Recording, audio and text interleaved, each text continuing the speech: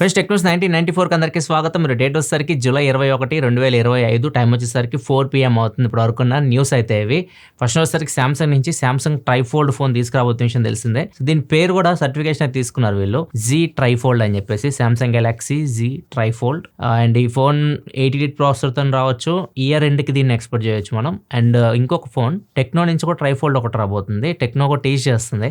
Trifold phone వీళ్ళు డిస్ప్లేకి ఎప్పుడు తీసుకొస్తారంటే దీన్ని MWCలో తీసుకొని వస్తారు. MWC 2026లో అంటే ఫిబ్రవరిలో దీని గురించి కంప్లీట్ డీటెయిల్స్ అయితే తెలుస్తాయి. ఇది కూడా ట్రైఫోల్డ్ ఫోనే. దీనికి సంబంధించి వీళ్ళు ట్వీట్ కూడా ఒకటి పెట్టారు. దీని థిక్నెస్ వీటికి సంబంధించి. థిక్నెస్ వచ్చేసరికి దీన్ని ఫోల్డ్ చేసినప్పుడు 11.49 mm థిన్ ఉంటుంది. అన్ఫోల్డ్ చేసినప్పుడు 3.49 mm థిన్ ఉంటుంది. అండ్ వెయిట్ వచ్చేసరికి దీన్ని 280 grams వెయిట్ అయితే ఉండబోతుంది. ఇది తక్కువలో రావచ్చు. ఇప్పుడు మార్కెట్లో ట్రైఫోల్డ్ ఫోన్ చూస్తే ఫస్ట్ హువావేది ఉంది, కాస్ట్ చాలా ఎక్కువ.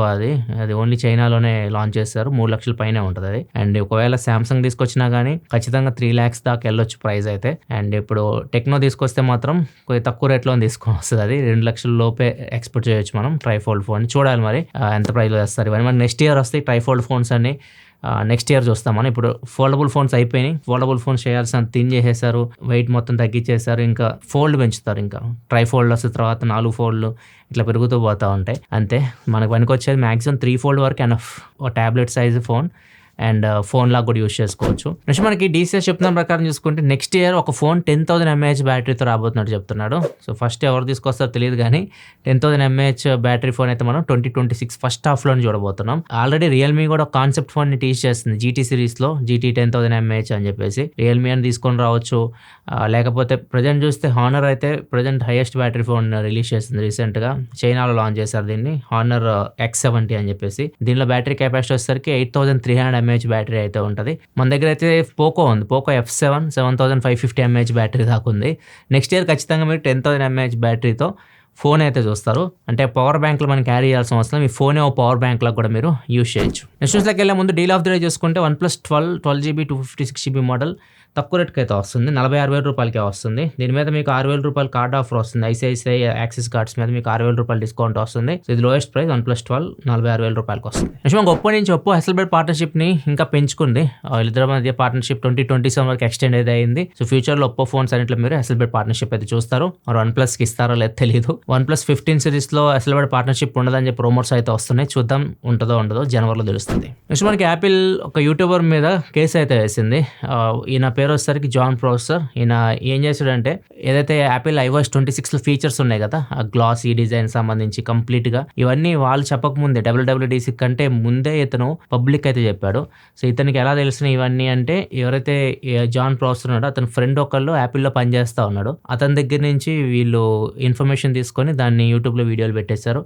సో దానికి పాలసీస్కి విరుద్ధం అని చెప్పేసి యాపిల్ అతని మీద కేసు అయితే వేసింది. అండ్ ఎవరైతే అతని ఫ్రెండ్ యాపిల్లో పనిచేస్తున్నారో అతను కూడా జాబ్లోనే తీసేశారు. నెక్స్ట్ మనకి మహారాష్ట్ర గవర్నమెంట్ ఆన్లైన్ గేమ్స్ అన్నిటిని కంప్లీట్గా బ్యాన్ చేస్తారంటే చూస్తుంది.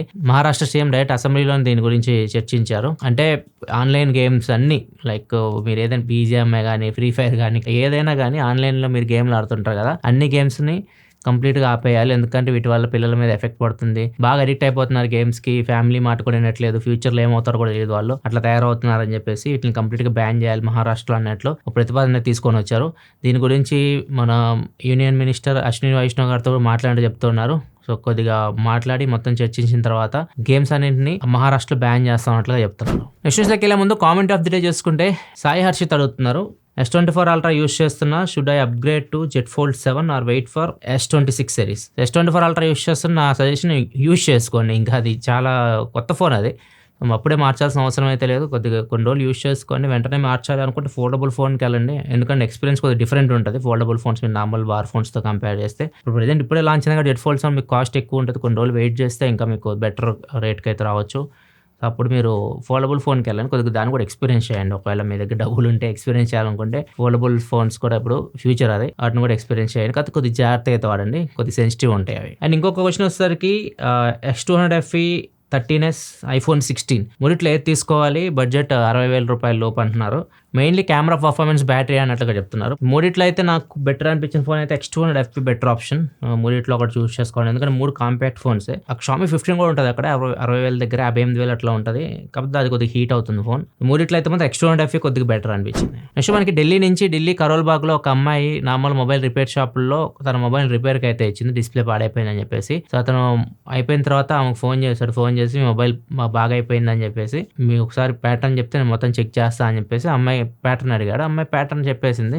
ఓపెన్ చేసి తన ఫొటోస్ ఇవన్నీ ఉంటాయి కదా ప్రైవేట్, ఇవన్నీ అన్ని కాపీ చేసుకొని అమ్మాయి ఫోన్ అమ్మాయికి ఇచ్చేసాడు. కొన్ని రోజుల తర్వాత అమ్మాయికి ఫోన్ చేసి, ఇట్లా నీ పర్సనల్ డేటా నా దగ్గర అయితే ఉంది, నువ్వు నాకు ఇంత డబ్బులు ఇస్తే నేను వాటిని నీకు ఇస్తా, లేకపోతే మొత్తం పబ్లిక్ చేస్తా అని బెదిరించాడు. ఈ అమ్మాయి ఏం చేసిందంటే పోలీస్ స్టేషన్కి వెళ్ళి కంప్లైంట్ అయితే ఇచ్చింది. పోలీసులు అయితే ఇతను అదుపులోకి అయితే తీసుకున్నారు, ఎవరైతే బెదిరిస్తున్నాడో అతన్ని. అండ్ మొత్తం ఇలాంటి కేసులు ఢిల్లీ కానీ, ముంబై, పూణే అండ్ బెంగళూరు ఇటన్నీ మొత్తం చూసుకుంటే దగ్గర 380 కేసులు దాకా ఉన్నాయి. ఇట్లానే మొబైల్ రిపేర్కి ఇచ్చేసి అమ్మాయిలు వాళ్ళ పర్సనల్ డేటాని వాళ్ళు దొంగిలించడం అండ్ దాని నుంచి వీళ్ళని బెదిరించడం ఇట్లాంటివి చేస్తున్నారు. మొబైల్ డిస్ప్లే బ్రేక్ అయితే అసలు మీరు పాస్వర్డ్ చెప్పాల్సిన అవసరం కూడా లేదు. డిస్ప్లే బాగు చేయడానికి, వాళ్ళు లోపల ఓపెన్ చేయడానికి ఏం అవసరం లేదు అసలు. సార్ డిస్ప్లే ఏమైనా పాడైపోయింది, అసలు కనపడట్లేదు, డిస్ప్లే చేంజ్ చేయించాలనుకుంటే మీరు అక్కడే కూర్చొని చేయించుకోండి. మీరు పాస్వర్డ్ ఏం చెప్పాల్సిన అవసరం లేదు. లోపల ఏమైనా ప్రాబ్లం ఉంది అంటే మాత్రం ఖచ్చితంగా మీరు ఓపెన్ చేసి ఇవ్వాల్సిందే. అలాంటి సందర్భాల్లో మీకు పిక్సెల్ ఫోన్స్ ఇట్లాంటి ఫోన్స్లో అయితే రిపేర్ మోడ్ అని చెప్పేసి ఉంటుంది, అది ఎనేబుల్ చేసి ఇవ్వచ్చు. లేదు అంటే మాత్రం బెస్ట్ ఆప్షన్, మీరు ఏదైనా ఫోన్ ఎవరికైనా ఇవ్వాలనుకుంటే రిపేర్కి అట్లా మీ డేటా మొత్తం బ్యాకప్ చేసుకోండి, మీ సెన్సిటివ్ ఇన్ఫర్మేషన్ ఇట్లాంటివన్నీ బ్యాకప్ చేసుకోండి, ఫోన్ రీసెట్ చేసి ఇచ్చేయండి, మీకు టెన్షన్ ఏమి ఉండదు, ప్రశాంతంగా ఉండొచ్చు మీరు కూడా. నెక్స్ట్ వచ్చేసరికి మన గవర్నమెంట్ ఇథనాల్ బ్లెండ్ని పర్సెంటేజ్ ఇంక్రీజ్ చేయబోతున్నట్లు పెట్రోల్లో రూమర్స్ అయితే వస్తున్నాయి. లైక్ ప్రజెంట్ 20% ఉంటుంది, ఈ 27%కి పెంచిపోతున్నట్లు బాగా రూమర్స్ అయితే వస్తున్నాయి. దీన్ని అయితే ఖండించింది గవర్నమెంట్ అఫీషియల్గా, ఇట్లాంటివి ఏమేమి చేయట్లేదు, ఇదంతా ఫేక్ న్యూస్, వీటిని నమ్మకండి అని చెప్పేసి ఒక ప్రకటన అయితే రిలీజ్ చేసింది. ఇథనాల్ బ్లెండ్ పెంచితే ప్రాబ్లం ఏంటంటే కార్లు తొందరగా పాడైపోతాయి. సో ఈ కార్లకి చాలా ఎఫెక్ట్ అయితే అవుతుంది.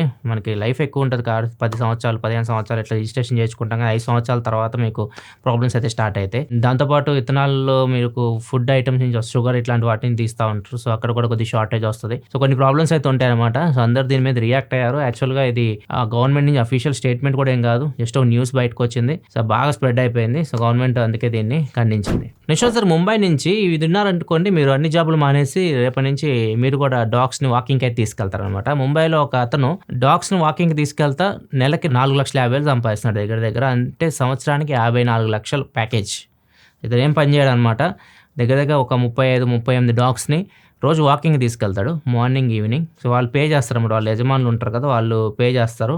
ఒక 5,000 నుంచి 15,000 బ్రాకెట్లో డబ్బులు ఉన్నదాన్ని బట్టి వాళ్ళు పే చేస్తుంటారు అనమాట. ఇట్లా అయితే దగ్గర 4,50,000 సంపాదిస్తున్నాడు. అండ్ దీని గురించి చాలామంది డాక్టర్స్ కూడా పోస్ట్ అయితే చేశారు. ఇతను జాబ్లో వాకింగ్ తీసుకెళ్ళడం, సో ఇతను హెల్తీగా ఉంటాడు అండ్ డాగ్స్ని వాకింగ్ తీసుకెళ్తున్నాడు కాబట్టి అతనికి డబ్బులు అయితే వస్తున్నాయి.